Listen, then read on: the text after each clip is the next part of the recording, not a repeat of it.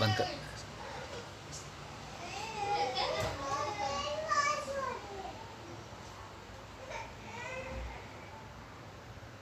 Hello दोस्तों, जैसा कि इसके पहले वीडियो में मैंने बताया था सेंट्रीपिटल फोर्स के बारे में कि सेंट्रीपिटल फोर्स कैसा फोर्स होता है। सेंट्रीपिटल फोर्स वह फोर्स होता है जब कोई दो ऑब्जेक्ट एक दूसरे को ग्रेविटेशनल फोर्स से अट्रैक्ट कर रहे हैं और एक ऑब्जेक्ट दूसरे ऑब्जेक्ट का सर्कुलर लगाता है, चक्कर लगाता है, रोटेशन करता है, तब जा कर के उनके बीच में सेंट्रीपिटल फोर्स जनरेट होता है। जैसे कि हमने एग्जांपल्स में देखा था कि अगर कोई ऑब्जेक्ट है और कोई दूसरा ऑब्जेक्ट है, दूसरा ऑब्जेक्ट जो है पहले ऑब्जेक्ट का रोटेशन कर रहा है, तब हम कह सकते हैं कि इनके बीच जो फोर्स वर्क कर रहा है वो हमारा सेंट्रीपिटल फोर्स है। तो सेंट्रीपिटल फोर्स क्या है दोस्तों? सेंट्रीपिटल फोर्स का मैंने यहाँ पे डेफिनेशन लिखा है, it is a required force to rotate any object around the other object. ये एक ऐसा फोर्स होता है जब कोई एक ऑब्जेक्ट दूसरे ऑब्जेक्ट का चक्कर लगा रही हो, तब उन दोनों ऑब्जेक्ट के बीच में जो ग्रेविटेशनल फोर्स होता है वो कन्वर्ट हो जाता है सेंट्रीपिटल फोर्स में।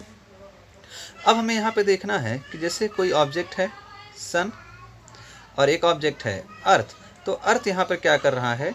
रोटेशन कर रहा है। किसके चारों तरफ? सन के चारों तरफ रोटेशन कर रहा है। तो यहाँ इन दोनों के बीच में कौन सा फोर्स लग रहा है? अब जो ग्रेविटेशनल फोर्स है वो अब सेंट्रीपिटल फोर्स हो गया। तो सेंट्रीपिटल फोर्स का जो डायरेक्शन होता है, सेंट्रीपिटल फोर्स का जो डायरेक्शन होता है वह हमेशा सेंटर की ओर होता है। तो अर्थ जो है सन का चक्कर लगा रहा है, तो अर्थ पे सेंट्रीपिटल फोर्स लग रहा है, लेकिन वो सेंट्रीपिटल फोर्स किस ओर लग रहा है? टुवर्ड्स द सन की ओर।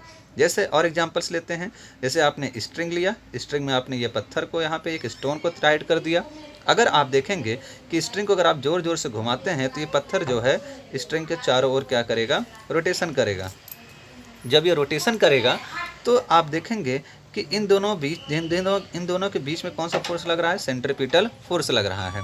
तो यहाँ पे सेंट्रीपिटल फोर्स का डायरेक्शन किस तरफ होगा? टुवर्ड्स द सेंटर होगा। ठीक है दोस्तों, तो हमने देखा कि जो सेंट्रीपिटल फोर्स होता है वो एक नेसेसरी फोर्स है जब कोई एक ऑब्जेक्ट दूसरे ऑब्जेक्ट के चारों तरफ चक्कर लगाता है।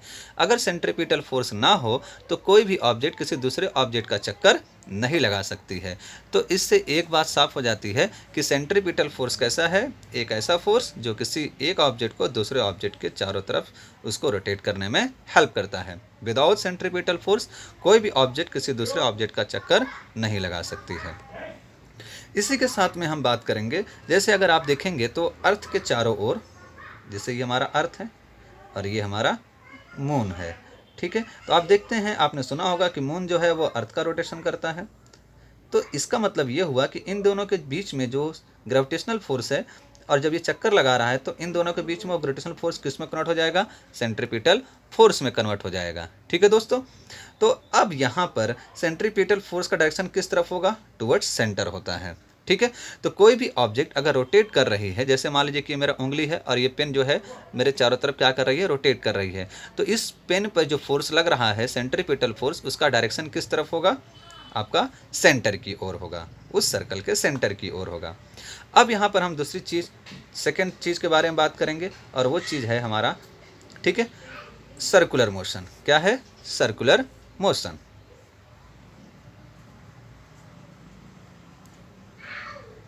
तो दोस्तों अभी हमने देखा कि इसके पहले हमने एग्जांपल्स में देखा कि सेंट्रीपिटल फोर्स की वजह से क्या होता है? एक ऑब्जेक्ट दूसरे ऑब्जेक्ट का रोटेशन करती है, चक्कर लगाती है उसके अराउंड। जब वो चक्कर अराउंड में लगा रही है तो चारों ओर चक्कर लगा रही है, तो ऐसे चक्कर लगाने वाले पाथ को हम क्या कहेंगे? Circular motion. तो सर्कुलर मोशन की डिफिनेशन क्या है? Circular motion is defined as when any object make a revolution, या मेक अ रोटेशन भी बोल सकते हैं, अराउंड एनी ऑब्जेक्ट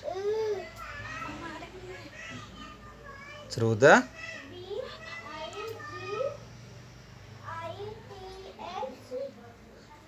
सर्कमफ्रेंस। ठीक है, जैसे सर्कुलर मोशन की अब हम बात करेंगे तो सर्कुलर मोशन क्या है हमारा? सर्कुलर मोशन एक ऐसा मोशन, ठीक है, जब कोई भी ऑब्जेक्ट किसी दूसरे ऑब्जेक्ट का रोटेशन कर रही है, लेकिन उस रोटेशन में वो जो पाथ ट्रेस करती है उस पाथ पर वो पाथ कैसा होता है, सर्कुलर होता है, इसलिए उस ऑब्जेक्ट के मोशन को हम क्या बोलेंगे, सर्कुलर मोशन।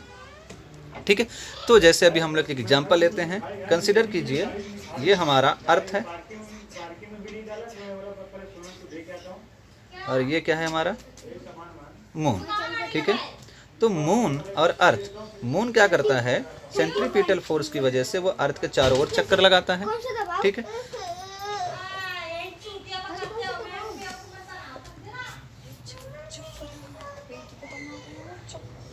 ठीक है, तो यहाँ पे हमने क्या देखा कि ये जो मून है वो अर्थ के चारों ओर चक्कर लगाता है। ठीक है, बाय सेंट्रीपिटल फोर्स। जब ये चक्कर लगा रहा है मून, तो आप देख रहे हैं कि मून क्या कर रहा है, अर्थ के चारों ओर एक सरकमफ्रेंस में घूम रहा है। तो यही जो सरकमफ्रेंस में घूमता है ये मून ऑब्जेक्ट, ठीक है, तो ये जो मोशन करता है उस मोशन को हम क्या कहेंगे, सर्कुलर मोशन।